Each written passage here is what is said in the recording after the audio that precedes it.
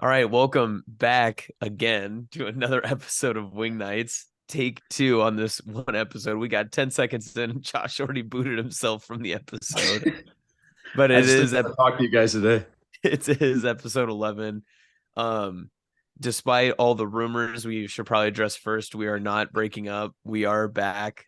We had our internal discussions, and Josh, thankfully, decided to take a huge pay cut to be able to keep Tate and I on salary and keep us below the cap. So thank you for doing that, Josh. My pleasure. I feel like we're kind of like a old boy band that's on a comeback tour again, and we're performing our old hits, and we just hate performing together, but we just have to do it for the audience. So We um, had to kick Jade yeah, off too because he wanted like 4 mil a year and we just couldn't afford that. So No, yeah, vet minimum was actually going to be too much for our cap issues. So the yeah. big three is here, however. yeah. Hey, Austin, real quick, could you explain the Sophia Media, getting off Sophia Media? I wish I could, but you just kind of had to be there to give some context. I took a break from Sophia Media from Wednesday to Saturday of last week. I was on a bachelor trip. Also, by the way, planned it. So if you need any assistance on bachelor trip advice, please do not contact me. Took way too many years of my life away. Uh, and also, I love CJ Johnson BMX to death. It was a very long trip. I'm still tired. And we are recording this about a week after it started last week. And I physically can't imagine ever doing something like that again. It was very, very tiring. My sleep cycle will never recover. So in your absence from social media, did you come to any epiphanies or did you transcend our time space continuum with your wisdom you gained? It's funny you say that because I didn't take a break from social media. I took a break from Sophia Media, Ah, simply because I was the dumb person who we were all going to do it as a joke that we were all going to post. We were taking a break, but post every day, right? yeah. But I was the idiot who posted first and spelled social wrong. So we just kept going with Sophia Media after that. Oh, okay. So then I posted every day on my story, and it was funny because I had a guy that uh works at some Grand Island radio stations, and he texted me and he was like, "What are you doing? what is happening on this?" And just trying to explain to someone who's like twice your age what you're attempting to like make fun of is it's one of those where you're just like, I don't really have the amount of words to be able to to explain this to you. Yeah. Yeah, at that point you're like speaking Swahili. Like Yes.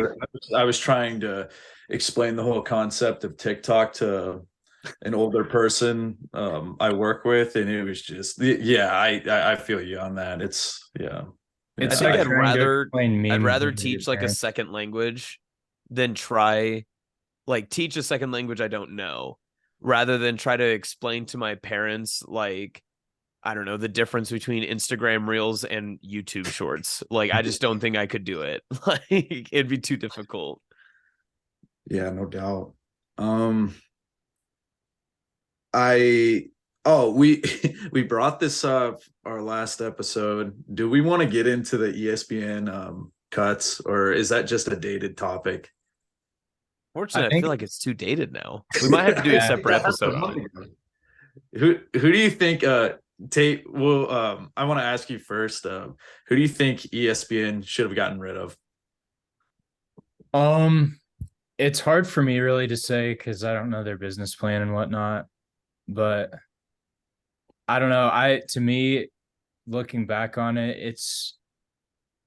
it's more interesting for me to consider how like a giant media corporation like ESPN is kind of downsizing, where you have all these other alternative media like on YouTube that are getting bigger and bigger and bigger.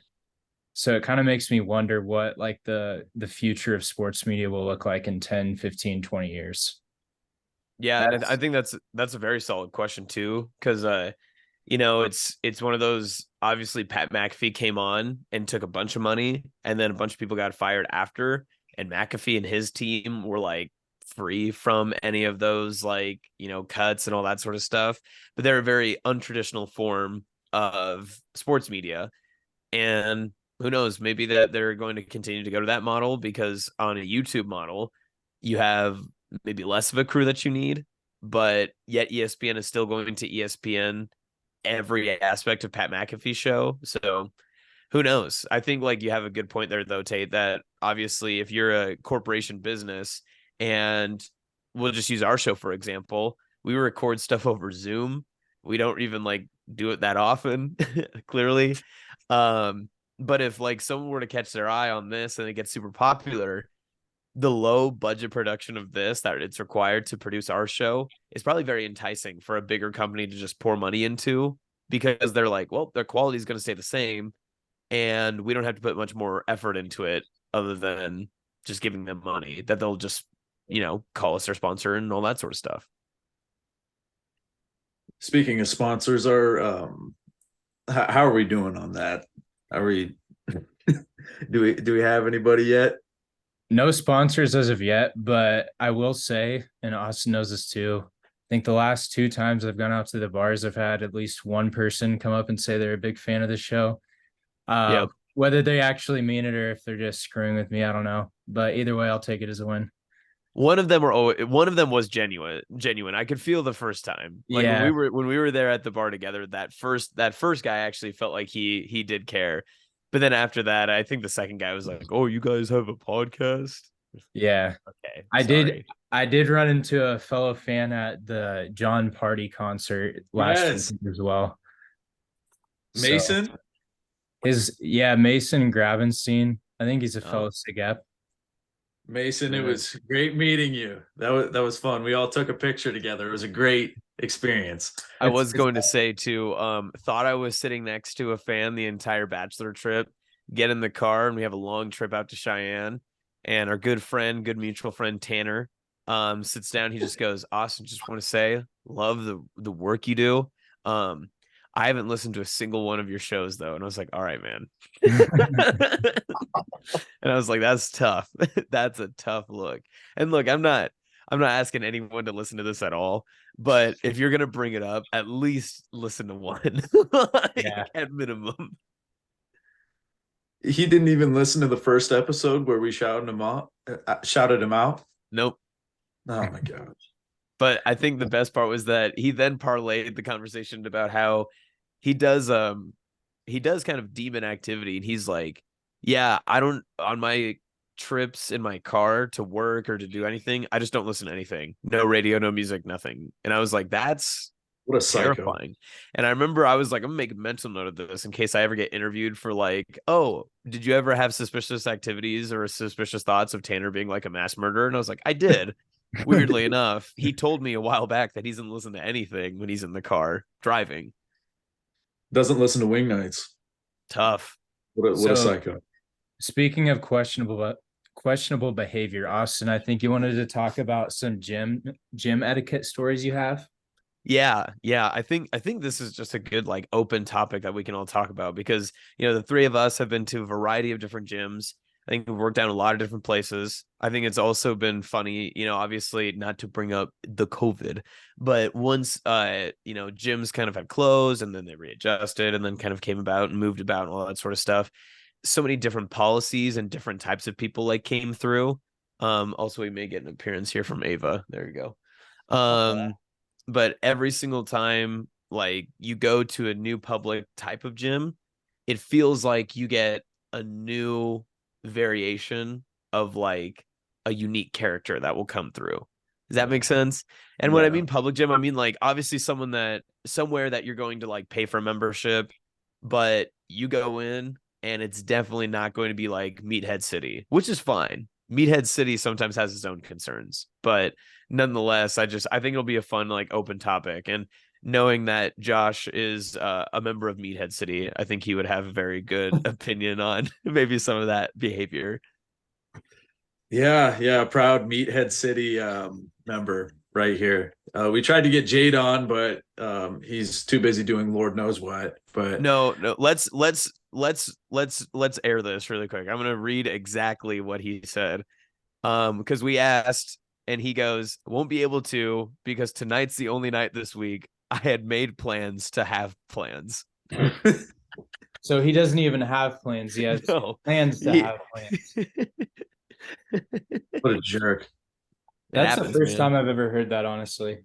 That's what a wonderful move, honestly. He kind of played a little bit of 4D chess on us there and none of us argued. We were like, no, that makes sense. He Yeah. pretty much hit us with I would be there, but I don't really want to. I would prefer not joining you guys. Yeah, right. It's fine. It's fine. That's why Yeah. he hits cleanup. Well, yeah. Yeah, Jade, come on. But So let me start with this. I want to ask Josh and Tate this to start because this is where it all came from. So I've already shared one of my gym etiquette experiences. I think that was episode 2 or 3, one of those episodes. So go back and re-listen to the shows. But just open air right now. Let's say you're at one of those public gyms. Tate, do you think we're good to just like, can I just say them? Just say a couple of them. yeah, go for it. I was thinking about that beforehand. Maybe don't mention the gym All right. specifically. So let's say it's like the Delta Airlines gym.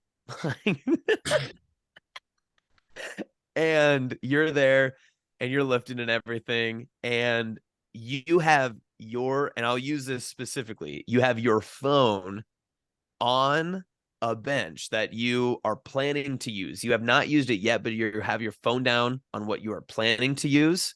You walk away and come back. Your phone is moved and someone is using said bench. Are you in the wrong? Is that person in the wrong that's now using your bench? What's your thought? I think that's kind of a gray area, honestly, because me personally, I think I have moved someone's stuff out of the way. The last time I did it, I won't say where, but they had their phone sitting there for probably like a solid 10 minutes and no one ever came over. So I just moved it out of the way. And then as soon as I did that, they came over and they didn't say anything to me about it. But I feel like in a situation like that, I wasn't necessarily in the wrong. But if it's one of those things where you're like, you get to the machine and you leave for like 30 seconds and like you're clearly walking back, sure, it might be a little bit rude, but I don't think it's like a egregious offense. Yeah. With leaving your phone on a bench, that is a ballsy move. Like, I don't know if I'm just attached at the hip with my phone a little too much, but I would normally, like, I think a good sign that somebody's like using equipment is they leave a towel right there or whatever. I think that just flips a switch in my mind, like, oh, okay, I got to be creative with my workout and go somewhere else. I'm kind of I'm not gonna confront somebody that's been at a machine or at a bench for at like a long amount of time. I'll just let them do their thing or whatever. I'm not very confrontational with stuff like that, but yeah, I normally tend to just respect their space and yeah, just let them be, I guess. So let's just name the worst people at the gym are the people that we're somewhat describing here, but just use a piece of equipment, like a piece of gym equipment. We're not talking about ledges or like parts of a bar or anything like that. Like they're using benches or they're using squat racks to just hold space, right? So the guy who's working off of the dumbbell rack and just drops his phone down because he's going to do curls and he throws it onto a bench and he never uses the bench, but he just uses the bench as a placeholder for his phone. That guy's the worst. I hate that person. And that's what I was trying to ask, because that's what you meant initially. Right. And so, okay, but the thought though, see, the thing is, the thought for the three of us is as soon as you see like something occupying said bench, someone's using it, right? Yeah. So that's my thought, is like these guys have like manipulated the gym space to now be like, well, I know no one's going to touch it. So this bench is now mine for however long I hold it hostage with my phone.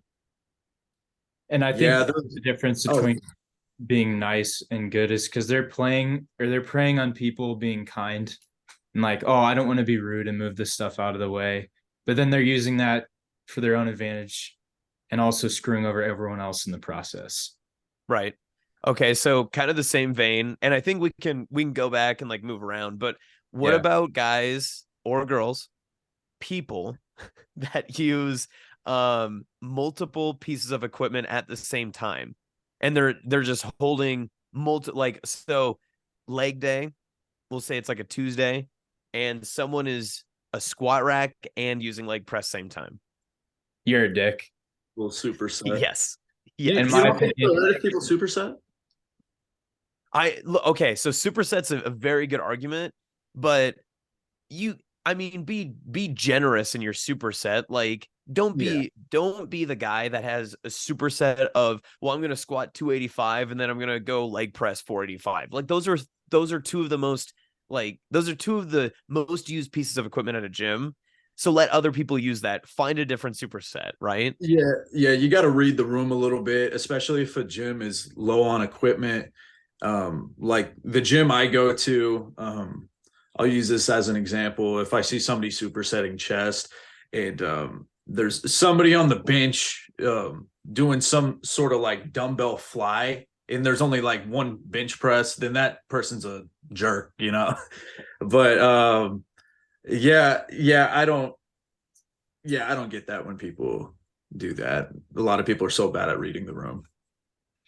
I think I don't know if you guys have ever experienced this, but it was at one of the gyms I used to lift at. This happened multiple times with the same guy. But I would go into the gym and I'm going to do leg day. And if I do legs, I want to squat. And I only do legs maybe once a week, tops. And I'd go into the gym and there's this guy on the squat rack and he'd be there when I arrived. And then he would proceed to stay on the squat rack until I had just gave up and did a different workout. And then by the time I leave, still on the same squat rack. What do you guys think about just hogging one machine for extended time? I understand the personal frustration that comes with that, and we've all been there, right? Like, there's a certain piece of equipment that you're just waiting to use. For me, it's always the lat pull down. Like, every single time I'm hitting back, it's just like, why are every single 75-year-old man getting in front of me on the lat pull down right now? Like, I can never get to it in time. But I've also been the guy that does a 30-minute squat rack session. Like, I'll work up and work my way down. You know, I try to do a lot of high rep and high volume stuff. But I think it is one of those things too, kind of like what Josh was saying, is that you do have to have that like social awareness. But also, I think it's up to you to also perceive a little bit too, because I imagine in your scenario, Tate, the guy probably wasn't even doing a whole lot. He probably was being like very casual, and it was probably frustrating to you because you're like, how much longer do you have? When I know I'm going to occupy like one set of a piece of gym equipment for a long time, I try to make sure that I'm on it or I'm around it or I'm using it like a lot, and making sure that like I'm being like proactive so people know, oh, he's like still using this, not just sitting on my phone, not just resting, not doing that sort of stuff. Yeah. But I don't know. That's, to me, I like what you said of just kind of staying around the equipment you're using. I think that's good gym etiquette, good gym manners. But going back to the superset thing earlier, I think it's kind of Josh saying you kind of got to read the room a little bit. But like, if you're supersetting, I don't know, like tricep extensions, and then you go over and do curls immediately after, it's like, that's, nobody's gonna get bothered by that. But it's, the issue is if you're supersetting two like really, like, let's say someone was supersetting bench and squat, not that would ever happen. I don't know why you'd be doing those in succession, but Maybe like a beginner lifter doing just Right. Yeah. full Right. body. Yeah. Yep. but then again, it's like, why not just use one machine, do your sets, and then go to the other one, rather than taking both? And it's going to take the same amount of time as doing them each at like separately, but instead of only taking up one area, you take up two. Yeah. Yeah, and most of this can honestly fall back on we might be underestimating the amount of new lifters there are at a gym. There are some like veteran lifters that have an awful time at reading the room and knowing what to do. But I think a lot of young high schoolers at my gym are definitely the problem of like the huge issue when it comes to gym etiquette. Another like so as far as supersetting goes and like hogging equipment, I think that it's key to probably like your rest in between sets needs to be you also got to be aware that the rest needs to be significantly shorter if like it as opposed to you just doing one exercise like you got to be I don't know what I'm trying to say, but like you got to make sure that if you're on two separate pieces of equipment, you got to reduce just make it as quick as possible, honestly. Right. Good Lord, I could not put that together. Well, I think I understand your train of thought too, Josh, though, because I think there's also one other thing that we've kind of danced around talking, but haven't said it outright yet, is the distance between where you're going if you're using two pieces of equipment, right? You know, a lot of times I only have one workout each week. That's like a circuit that I do every Saturday that requires me to use different pieces of equipment at the same time. And I do it on Saturdays because every time that I go on the Saturday, usually a lighter amount of people that are there at the time when I go. So I can use multiple pieces and it shouldn't bother anyone. And hopefully it's not a big deal. But when I do these circuits, I try to stay in like the exact same area each time. So I'm not moving. If it's a free weight, like dumbbell thing, I try to just stick in one spot. If I'm going to use multiple dumbbells, I'll re-rack a dumbbell, then come back and use different weights, you know, so I'm not far away from the rack where I can just put them back and stuff. I don't like set out all of the different weights of dumbbells that surround me. If I'm using like the dips machine, or if I'm doing like Tate said, like a tricep extension with curls or something, I try to stand right next to the cable machine while I'm doing curls, and then we'll hit tricep right after. I think that makes a big difference too, because then people can't have the perception of like, is like you were saying, like a new beginner to the weight room. They're going at a certain time on a Saturday because they know also it's light. They see someone like me that's out there and they're like, okay, is he using that? Is he not? I can't tell, but I need to use that. If I'm standing next to it and I'm doing something else, they're probably more inclined to be like, okay, looks like he's still using it. And even if he's not, I'm not going to approach him. So I save them the benefit of being worried about trying to make themselves look bad by asking me. And two, you know, I hate to say it, but like they probably get a little bit intimidated because they don't probably want to come up and talk to someone who looks like they know what they're doing. So I try to save them just from that little embarrassment that they have that always affects newcomers to a gym. Well, and you also briefly brought up you go on a Saturday when it's not like super busy. What time do you guys find is the least busy and you try to get your workouts in at your personal gyms? It's a really good question. I think mine is based around my schedule. So when I get done with my morning show, I walk the dog for about 45 minutes to an hour. And then I usually head up to the gym right after. And to be honest, when I get up there, it's like 10:30, maybe 11:30. I think the latest I'll go is like 12:30 or 1. That time seems wide open. I mean, sometimes you get lunch rush people, but very rarely. I would say the most people I've seen at that time since I've been on this schedule, maybe 25.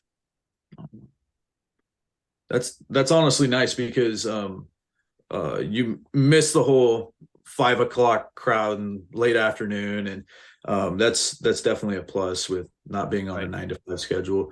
Personally, me, if I want to lift in the evenings, I normally try to wait until at least 7 o'clock so I miss the 5 o'clock crowd.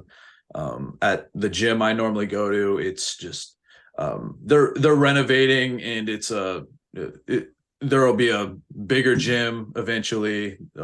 So hopefully this won't be that big of a problem, but it's just overcrowded. And like in the mornings, I think probably whenever I work out in the mornings, I try to go around like 6:30, something like that. But there's it's really mild traffic. What about you, Tate? What time do you? I wouldn't say there's really a consistent time I go, but regardless of the gym I've gone to, I'd say definitely the 5 to 7 o'clock p.m.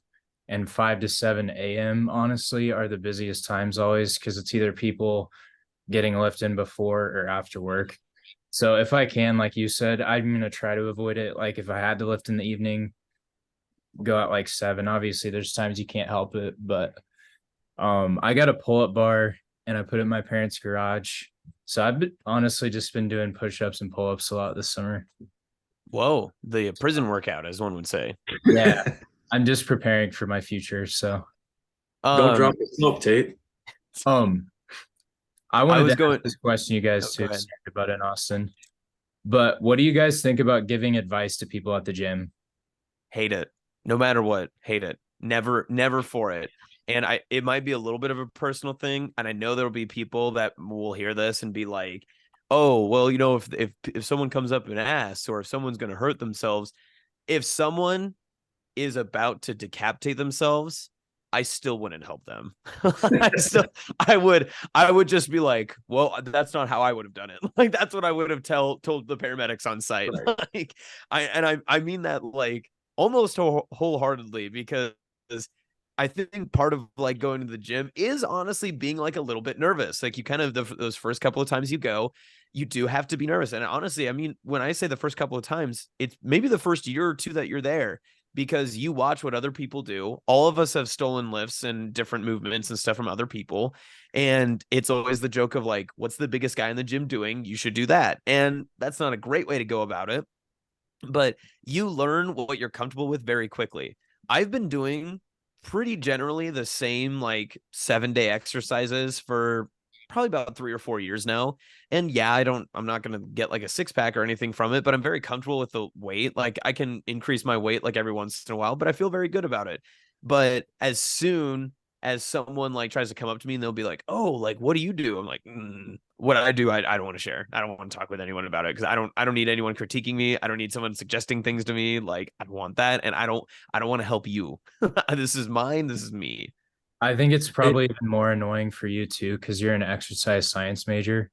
So it's, Right. if you guys have seen Parks and Rec, Ron Swanson is in a hardware store and they ask, "Do you need help finding anything?" And he just says, "I know more than you do." Kind of like Austin at the gym. Yeah. I'll tell like I have had people like, and it's usually there's no easy way to say this. It's usually older men that usually come up to me and they'll be like, "Well, son, like, what do you do for them legs? Like, what are you doing? I see you over there, dude, blah, blah, blah, whatever." And I just tell them, like, "Hey, what I do probably won't work for you. So I don't know how to help you." It's like, sorry, man. And Mhm. then they'll try to like ask me like different questions about different workout stuff. And yeah, I just like that's the thing is like when I studied exercise science, I studied it like in the basis of like, teaching others and all that sort of jazz. But that's not what I do. I studied exercise science truthfully because like I wanted to learn more about it. I learned it for me. If my family like personally has questions for it, what's hilarious is my brother has a master's in it, so they're going to ask him anyway. So what they don't need me. So I have exclusively gotten a 4-year college degree that I don't use except for my selfish reasons. So and you said it too, like sometimes what works for you doesn't work for other people too. I mean, I don't going off of if I see somebody doing an exercise kind of goofy or whatever, I'm never going to go up to them and tell them that, yeah. hey man, you're kind of not getting the most out of this. Maybe it's working um, best for them, and it just doesn't really work that way for me for some odd reason. But I'm curious to also hear what are your guys' splits. I know Tate, you talked about doing the prison workout, but um, I just want to know what you guys are doing on a weekly basis in the gym. Tate, why don't you go first? Do you do like 2,000 sit-ups like in your concrete cell, or how do you begin the week? So funny enough, when I do pull-ups, I can never do more than probably 2 or 3 at a time. So So I it's like your first couple months in prison, like you were yeah, like a tax evader or something. Yeah, something yeah. casual. So what I've done a lot of is I'll just jump up on the bar and then just slowly the eccentric contraction, basically trying to work my strength up. Mhm. Then I'll do like 200 push-ups. I'll do some curls, some lateral raises, and then I always do every time I do upper body, I always work out my rotator cuffs. And again, this may not be for everybody, but I always had a lot of elbow issues in high school and then early on in my years in college. So I looked up, it was Athlean X. It's Jeff Cavalier. That's the guy on YouTube. He gets a lot of flack, but he had a lot of stuff showing that like if you strengthen your rotator cuffs, it puts less pressure on the rest of your arms basically. So ever since I've done that, my elbow pain's gone down a lot.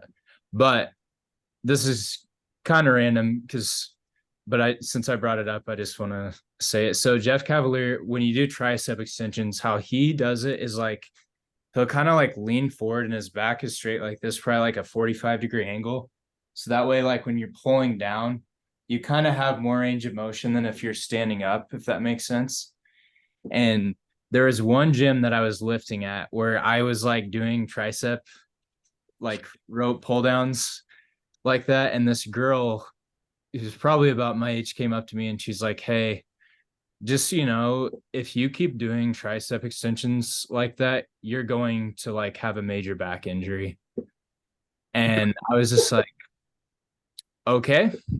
And I still do them like that to this day and have never had a major back injury.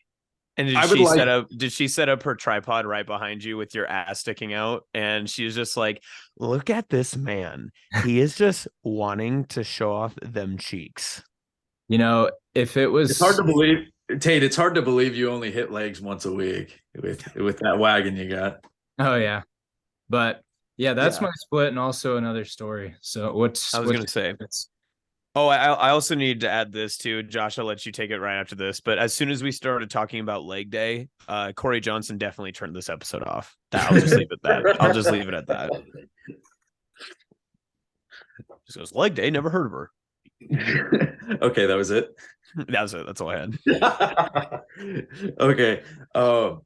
Well, Tate was talking about Jeff Cavalier. I do believe he has a lot of good knowledge behind lifting. I do think a lot of exercises he does are kind of bull crap. Like he has a lot of hippie lifts. Have you seen those, Tate? Yeah, I don't know about that. And he yeah, there's just some questionable things about him too. So maybe that girl was onto something. But what I do is push pull legs, probably the most common split, but it seems to work best for me. I started off doing like low rep weeks and then followed by a high rep week. But as of lately, I've been consistently kind of in the 8 to 10 rep per set. I've been doing that pretty consistently as of recently.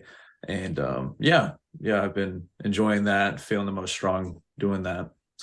So are you consistent with PPL? Are you doing 3 days on, 1 day off? Or do you kind of just, how do you? Yes. So I try to do 3 days on, 1 day off, but like sometimes life gets a little crazy and I have to take a rest day in the middle of like day 1 and 2, and then I'll jump back into it. But because you had to grab snow cones. Yeah. Hopefully Mark isn't listening to this, but I actually kicked the snow cone addiction. So nice. Way to go, man. You would be proud of me. Yes. We'll have to give him an update. Mark's intervention. Yeah. Tate, clip this and send it to him. Yeah. But as of recently, I've felt the most strong doing this, and I could also ask Austin this. With being an exercise science major, I don't know how much nutrition courses you took with that. Quite a few, I'm assuming. What do you try to like? I know you run and you lift. As far as calorie intake goes, do you try to hit maintenance level, or are you above maintenance right now? Like what do you try to intake daily? Yeah, that's an excellent question. I actually had this conversation with my roommate the other day. I just love eating. So that's my problem, is I just love eating food. I can't really put stuff down. And I've done a lot better over the past couple of years of like making sure the food that I eat is as good as possible, as clean as possible, like that sort of stuff. And, if you're going to have, like, I have a chocolate craving, whenever I have a chocolate craving, I try to make it a chocolate protein bar, or I try to make it like a Fairlife shake where it has high protein and that sort of stuff. Try to make sure that I'm like accommodating for the wants that I have also by replacing it in that sense. So it's the same thing I tell everyone. You can eat anything that you want. You just have to eat it in moderation, and you can eat anything depending on what your caloric goal is. So we were talking about splits and all that stuff. I work out 7 days a week. My rest days are still active. I mean, I walk my dog at minimum 3 miles a day, even in torrential downpours, in freezing cold. Every day I at least get an hour long walk. So I'm still doing a lot of activity. I probably consume somewhere just under 3,000 calories a day. And that's even probably still on the low end, because like I said, I'm constantly snacking, eat a lot of high protein, and I just love chewing on something, right? Um, when it comes to that sort of stuff, it's just, what's your lifestyle? What do you choose to do? And what are you doing? I mean, for today, I'll walk through my activity watch. So today I rode my bike to work, a 2 mile bike ride, 2 mile bike ride back home, 3 mile walk. I did 1,000 meter swim. I did a Murph that took me like 35 minutes. And then I'm gonna walk Ava again tonight, about another 30 minutes after that. What are you training for? Nothing. This is literally my life. Like, I train for nothing. So the reason I do the swimming is because, like, I never get to swim, and it's the summertime, and I used to really love swimming. So I was just like, oh, well, that'd be fun. I should just go swim. And it's funny you mentioned that, because this high school lifeguard kid, I got out of the pool one day and he was like, hey man, like, I see you ride your bike here. You like run here a couple of times. Like, are you training for like a triathlon or something? I was like, no. And he was like, you're the only person here that like does what you do. And I was like, yeah, man, I don't want to get fat. That's it. Would you consider doing a triathlon? Oh yeah, 100%. And in fact, like, I even considered trying to sign up for like a half Ironman by the end of this year, but I don't want to buy the bike. So the bike's really expensive, so I don't want to buy that. But yeah, I mean, that's the thing, is like, I do all this activity because I really enjoy doing it. I like, not necessarily to the level of like some people that are like, I want to test my body to the limits each and every day, and I did all this stuff. I just like knowing I can still do this stuff, right? I like knowing that I can push my body a little further. I come from, my immediate family is very, very active. We've always had active people. My oldest brother is the least active of any of us, and he walks or bikes all the time in Omaha. Wherever he goes, he at one point did not have a vehicle for like 2 years. So he just walked, or he would sometimes take a bus if it was a longer trip. But he would walk or bike everywhere in Omaha. And I mean, Omaha's not the easiest place ever to like do that type of lifestyle, but that's on the low end of like our family's activity. So one of it, I think, is a little bit of like social pressure when I see my family. Like, you don't want to be the guy that has the Pillsbury Doughboy rolls at Christmas. But the other part of it too is just, when I've always told myself, when I turn like 80 years old, I want to be able to like drive out to Colorado and be like, I can hike up, maybe not down, but I can hike up that mountain because I want to. Or like, if I want to go see a concert, has a lot of stairs, I want to be able to always say, I can go to that concert. I'm not afraid of any activity that I want to do, any fun leisure thing that I want to do, because of my health, because of my body. So I try to keep myself like in that shape. That I guess is what I'm training for at the end of the day. Yeah, and I honestly need to take more of that into account, because right now I'm thinking my training's pretty much push as much weight as possible, gain as much muscle as possible, but the side of it that I'm not paying as much attention to as you are is the just constantly hitting cardio and stuff. Like, I hit cardio probably like twice a week. I ride the bike, but those are definitely Well, Josh, let's just ask a mini therapy session here. What are you training for? Like, you asked me the same thing. Okay. I mean, like, so for me, like, a couple years ago, when Katie and I first started dating before COVID, she woke up and she texted me and she was like, I want to go for a run and I want you to come with me. And I was like, I haven't ran in ever.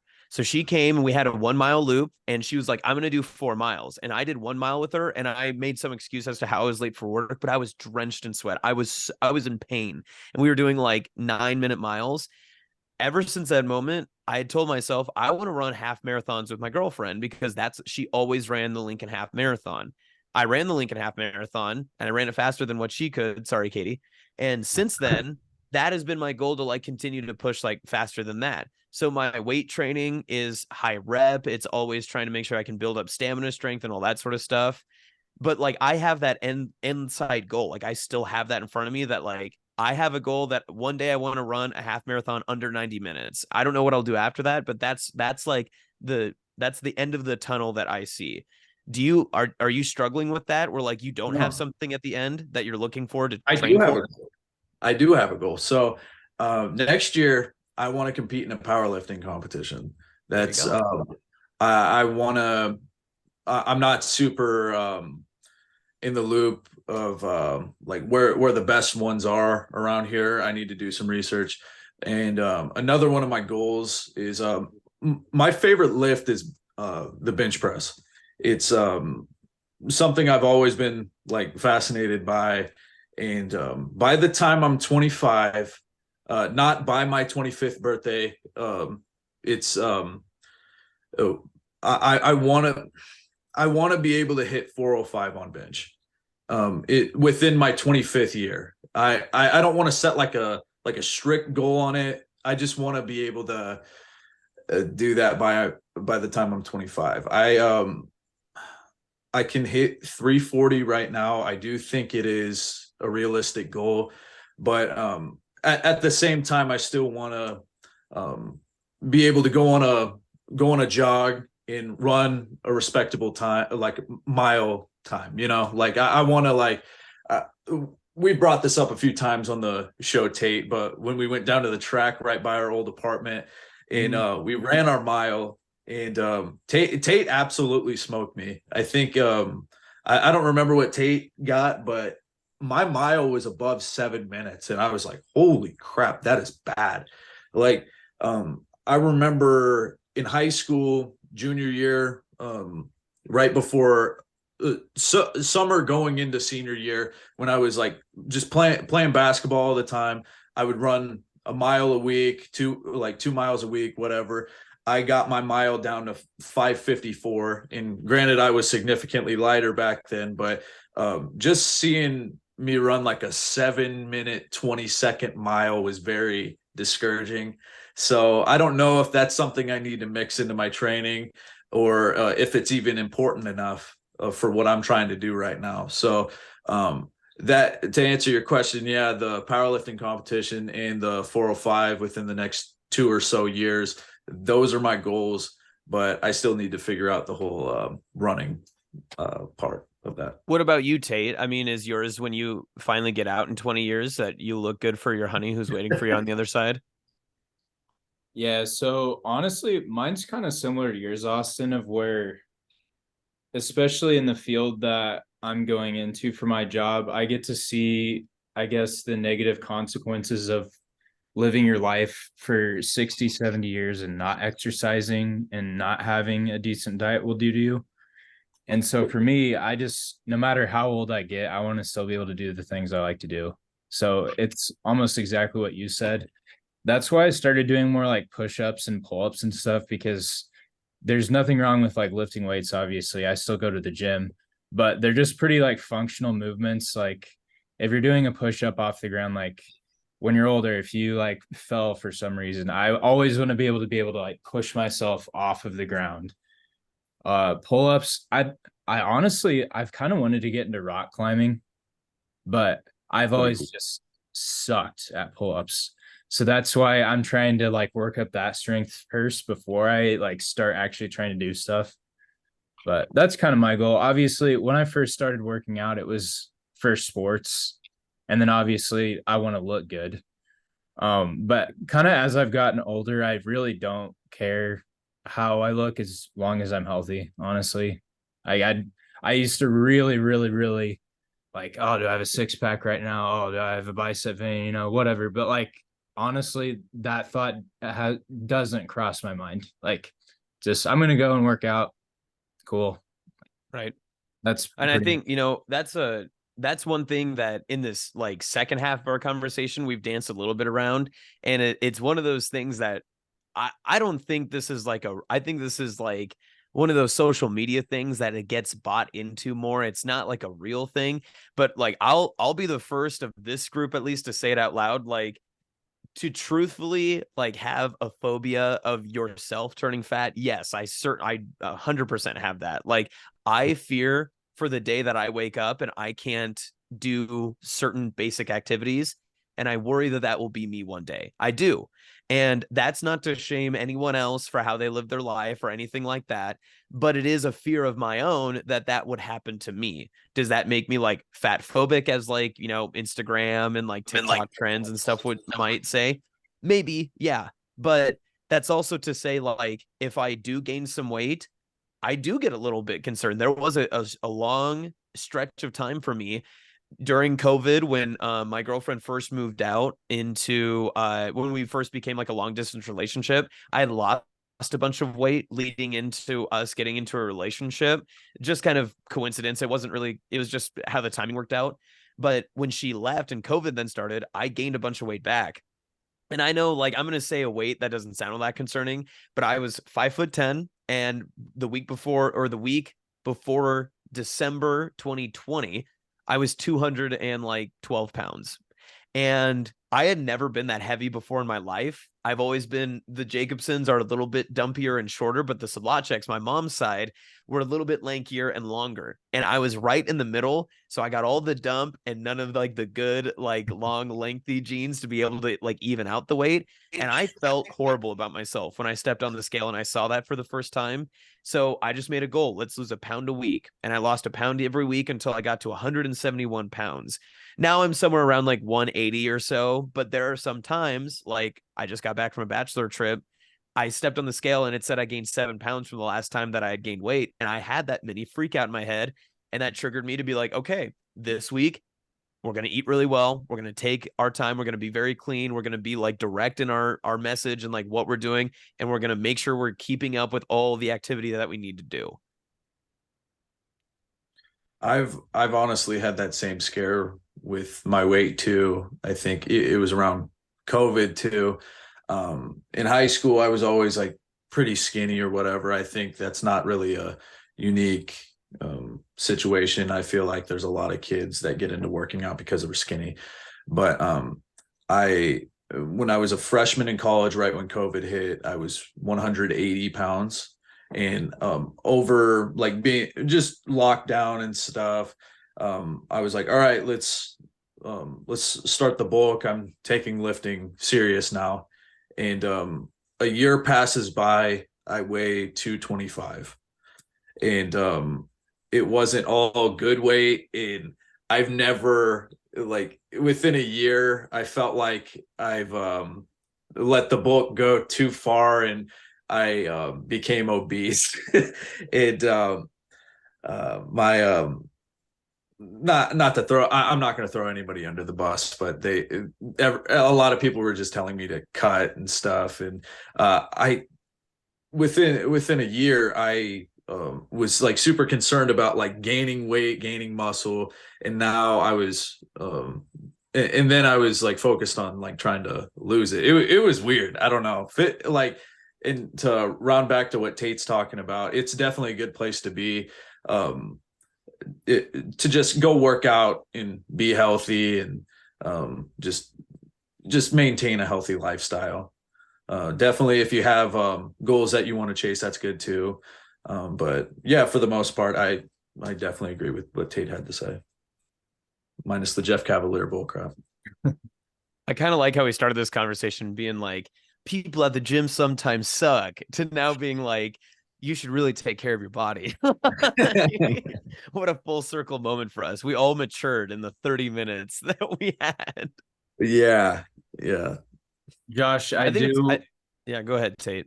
I do want you to tell the story of there was a time when we were lifting together and this guy came up and gave Josh unsolicited lifting advice and then proceeded to have Josh go through his own workout. You wanna Yeah, expand a little bit? I think the day you're talking about is when I We was first met Jade. it wasn't Jade, it wasn't Jade this time. But I don't know if you guys can hear Ruby, but I'm gonna talk over her barking. She's fine. So okay.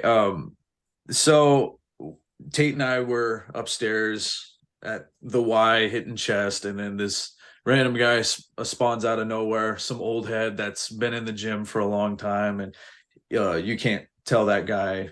Um, you know, like he knows everything about it, and I'm maxing out my bench, and I think I hit like 285 or something like that, and he's like, oh man, you're kind of pushing that. Do it again. And I'm like, that's not how it works.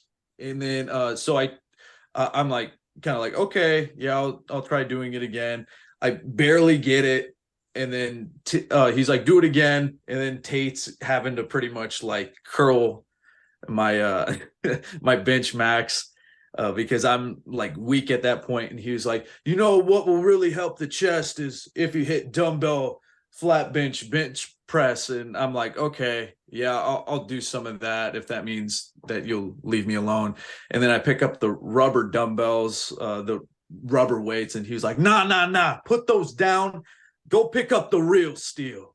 And it was just like everything we had to do was that guy's way. And it's just so hard to believe that people like that exist. I mean, like, he seemed like a nice enough guy. If he was a jerk about it, I would have told him like, hey man, like leave me alone. But yeah, no, that was such a weird day. I think we all have like a gym story that like haunts us forever, right? And I Oh, used to work at the UNK gym, and I worked there for I think 3.5 years, so pretty much like most of my college career. And I'll tell you what, just the amount of different people, especially in a college gym, like a specifically college gym, the different types of people. My favorite shift I ever worked was the last shift before Friday. So we closed at 7. The amount eh, the amount of dudes who would come in, and this was probably Tate back in the day, probably still is. Um, amount of guys that would come in at 6:30 and they'd scan in. You'd be like, okay, have a good workout. They're like, just hitting curls. Friday at 6:30 p.m. last half hour before the gym closes. You're like, I know what you're doing, dude. I know what you're doing. Like, and the unfortunate part for them is that I know what they think is going to happen, that they're going to wear that nice tight shirt that wraps around their arms, but the pump's gone, man. By the time you hit that house party, it's not going to be there. Like, you're going to be in a world of hurt. Like, And you're although not I going will to say, recover. right. I'd say my second favorite is same time frame, but the and interestingly enough, it was mostly girls who did this. Sometimes a guy would, and I'll put the hand up first. I would do this every once in a while. You come into the gym, and you get yourself like a big sweat going, or a heavy run, or like you do stairs for a while, and then you're like, okay, I'm not going to eat anything the rest of the day, so I can get super drunk tonight. Those are the best. Those are the best college kids of all time. Like, way to have your priorities right. Austin, when you were talking about the guys going in there for curls, they're definitely supersetting that with push-ups in the bathroom for 100%, sure. For million sure. percent. I've Yeah. definitely been a push-ups in the bathroom type of guy. Uh, Listen, we should do an episode on like things we don't want to admit we've done, but we definitely did. Like, I'll like make a list. I'll I be have a list. honest. Like, I think I was the same way, Josh. That like I think it was like my sophomore year of college. Like I was big skinny because I couldn't afford like any food because I was living off campus and all of it went to rent. And I would be like sitting outside of parties, and I remember being like in the snow in someone's driveway, like doing push-ups, being like.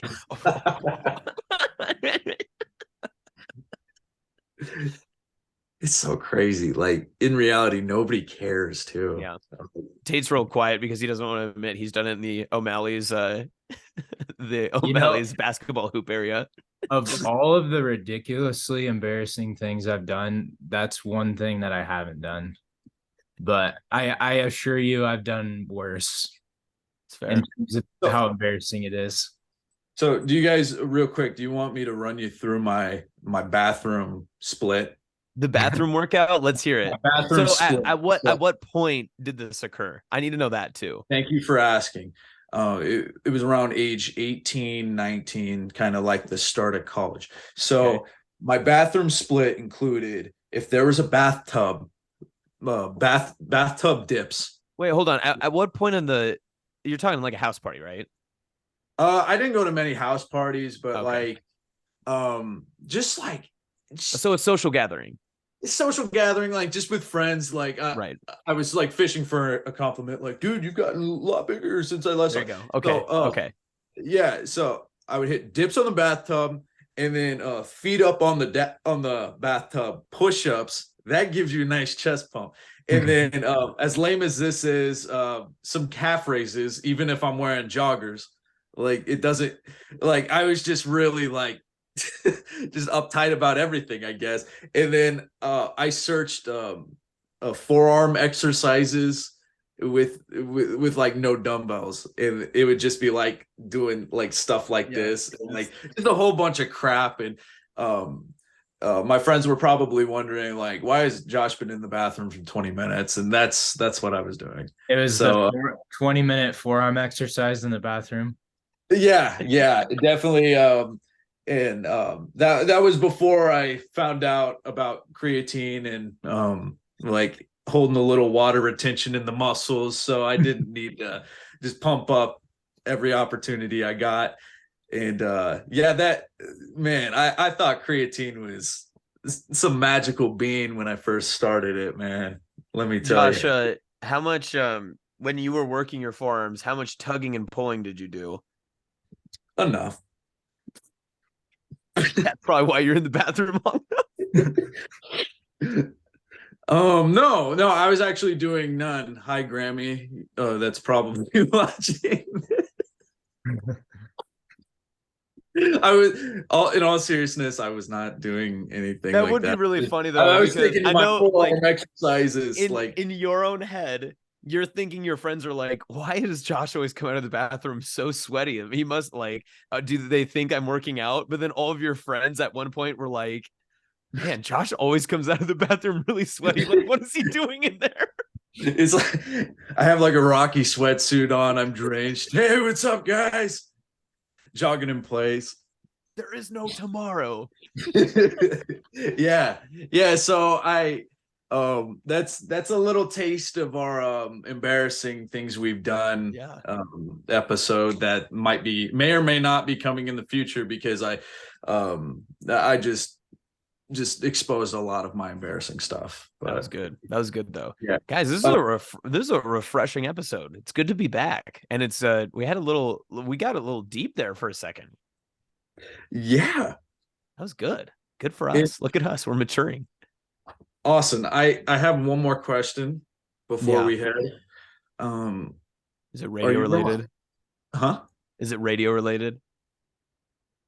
I have two more questions. When okay, can you grow out a stash for Jade's wedding? Like Jade and Jenna's wedding? Yeah, unfortunately, Jade's wedding is the same as the bachelor party I was just on. I'm the best man in that wedding, so I won't be at Jade's. Ooh, Yeah, tough. I know. Yeah. So the Wing Nights podcast will indeed be breaking up come August 19th. The next But, episode, episode is going to be a live stream of Jade curb stomping Austin for. that'd be fine. Honestly, I want to see a live episode. I want to see if you guys record like a 15-minute episode at Jade's wedding. Just do it like during like cocktail hour or something like that. Okay. I guess both of you guys will be busy doing other stuff. If you guys weren't in the wedding party, I would tell you have to do this, but something tells me you'll both be pretty busy that day. Yeah. You know what? Actually, I'll for the fans and for the people, I will be at a different wedding in a bridal party. You guys will be in a wedding for Jade in a bridal party. I say we record like a 10-minute or like a 5-minute episode, And we can just do it on our phones. We'll just do something stupid. We'll just have to coordinate, and it doesn't matter when it is, but we can find some time, right? We just need 5 minutes. Let's do it. I'm down. Yeah, I like that idea. And let's we shouldn't do this, but we should rate the weddings. Brutal. Got to be brutally honest. Oh man. The wedding ceremony or reception? Ceremony. Yeah. Well, not it might be hard to rate it because I would assume our best shot would be like before the wedding, like right, taking pictures and stuff like that. Yeah, well, we'll have to figure out timelines and stuff. I would say definitely before we should record our episode before let's do this. Let's do a complete rating of everything with the wedding before either wedding even starts. We're just gonna blind guess. It'll be like be picking the NBA winner right now. Like that's what we're gonna do. So are we doing 1 to 10? Scale from 1 to 10. How about we can do any scale we like? So like gold star, 1 to 10, thumbs up. Perfect. Okay. How about Corey to Jade? We'll just do a sliding scale of Corey to Jade. Yeah, I'm gonna give this 2 Corys. I have one more question. Not a question, but I heard on the radio, Austin, you met Katie on Tinder. Is that true? We knew of each other. Okay. But our friend groups didn't cross over very easily. But she was actually talking to a guy in my fraternity when I had a big party at my house, and she actually ended up coming over with said guy, and I was inebriated, casually, of course, like a cool guy would be. And I went up to her and I was like, Katie, are we going to keep doing this? And she was like, what are we going to do? And I was like, I was like, are we just going to keep doing this? Or are we going to address what's going on? She's like, what are you talking about? And then I think I just kept like doing that for a little bit. I don't remember the conversation going like that. I trust Katie's judgment, but I remember going up and just be like, Katie, what are we doing here? Like, come on. And we actually didn't start dating until like 2 years later after that. So like, I was planting like all the seeds very early, but yeah, it was one of those where we were both like on Tinder, and as Tate can probably talk about now, Josh, I won't make you talk about your Tinder days by any means. But I will say, oh my gosh, Ruby. I downloaded Tinder for a day and then deleted it immediately because I was like, what am I doing? Yeah. But Mr. Tinder, ask away. That is true. I was just going to say, like, Tate probably knows, back when I was on Tinder in my single days, if you saw someone you knew, like a friend, it was easy for you just to be like, oh, super like, or I'm just going to like you because like we're friends. We'll just, like, it wasn't anything like romantic by that, but she won't admit it, but Katie did super like me that day. And I have the screenshot to prove it. So she wasted her 1 day super like on this guy. Just saying. That's what gave you the confidence to end up asking her out. Yeah, 100%. It's the super like. Yep, the super like made a difference. What up, Rubes? Her official appearance. Where's Ava? Ava's down here. She be chilling. We'll see if we can get her in frame. There she is. Ava. Oh. Ava's tired of this. she's ready to do something. We'll see. But yeah. All right. Final thoughts before we move on. Hopefully we get another episode in before our wedding review. But Tate, anything big? Wasn't there someone we wanted to shout out before the end? Well, yeah, but it's not the end yet, Tate. Yeah. Come on. Jeez. We do that last thing. Go to the gym and don't be a dick. Fair. I think we can get a big guest soon. So I'll just say that. A big guest. Does his name rhyme with Goody Sallin? No. Jimmy Fallon? Is that what she said? Hoodie Allen. Oh, I was gonna say. Fair. Just say that. Appreciate everyone listening to another episode of Weeknights. If you thought we were dead, we're not. We're back. We're better than ever. So make sure you like, subscribe, YouTube, Spotify, wherever you can find where Tate posts this. And as always, shout out to Denny.